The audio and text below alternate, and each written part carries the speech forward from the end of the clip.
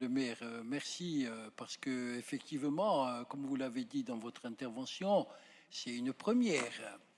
Et la création de cette commission, donc nous voulons saluer, elle arrive enfin, ce qui démontre, Monsieur Couchot, que quelquefois c'est pas dans le programme, mais que ça peut se faire. La preuve. Donc, oui. Alors, j'ajouterais que cette commission, elle a beaucoup de pain sur la planche, si j'ose dire. Eu égard à la politique donc des gouvernements Macron, je fais de la politique aussi. Hier, c'était avec Blanquer et aujourd'hui, c'est avec donc Pape Ndiaye, sans développer, suppression de postes, mise à l'étroit donc de notre école publique, etc., etc. Cependant, on a aussi un certain nombre de problèmes dans la ville qui ne sont pas assez pris en charge et pris en charge de manière vigoureuse, des problèmes qui nous assaillent. Le problème, par exemple, donc, on l'a vu avec les ATSEM, recrutement, question des salaires. Ensuite, des questions qui sont relatives avec donc avec toujours le non-classement de l'école Kléber, de l'école Porte du Miroir, avec des problèmes aussi qui arrivent, on discute avec les enseignants, comme vous sans doute, et qui nous disent, bah, tu vois, dans mon école, je ne citerai pas, mais quand il va commencer à faire chaud, ça devient difficile, il faudrait donc envisager un certain nombre de travaux.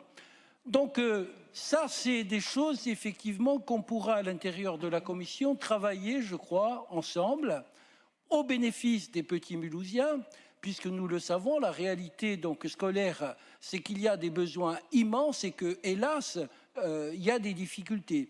Je prends un exemple. On doit s'interroger aussi sur la continuation de l'accompagnement de l'enseignement privé. Est-ce qu'on ne pourrait pas aussi dans cette commission travailler à réfléchir à la mise en place d'un conditionnement? Mais on ne fait pas la commission ce soir. Non, mais je sais bien, mais je vous apporte le travail que nous, au sein de Cause Commune, et on a à l'esprit. De la même manière qu'il faut envisager les problèmes qui vont arriver là tout de suite. Ambition Mulhouse, il faudra qu'on en parle.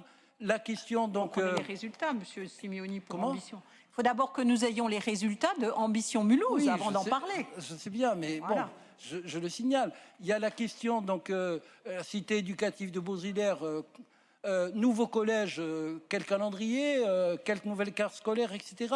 Donc il y a toutes ces questions-là qu'il faut essayer également de prendre en charge. Et peut-être aussi, et j'en aurai terminé, au niveau de la méthode de travail à mettre en œuvre, mais on pourra en parler, mais nous, ce qu'on souhaite, c'est qu'on puisse le faire dans une étroite coopération avec tous les acteurs concernés, les enseignants, les personnels donc techniques qui interviennent dans les écoles, les institutions, évidemment, les parents, et donc essayer de faire de cette commission un véritable outil qui permette de rendre, au fond, ce service à tous les jeunes, c'est-à-dire de les conduire sur le chemin de la réussite, ce qui est quand même une belle mission et qui doit être une priorité de notre ville. Merci Madame le maire et merci pour la création donc, du conseil municipal de cette commission éducation. Voilà. Alors juste pour un complément de réponse, Monsieur Simeoni, j'ai écrit le 4 avril aux ATSEM, parce que quoi qu'on en dise, tout avance bien. Alors, je ne vais pas la diffuser parce que je ne suis pas sûre que toutes les ATSEM aient déjà eu ce courrier. Mais si vous voulez lire le courrier, vous pouvez venir le voir sur mon bureau tout à l'heure. Mais en tout cas, les négociations avancent très bien.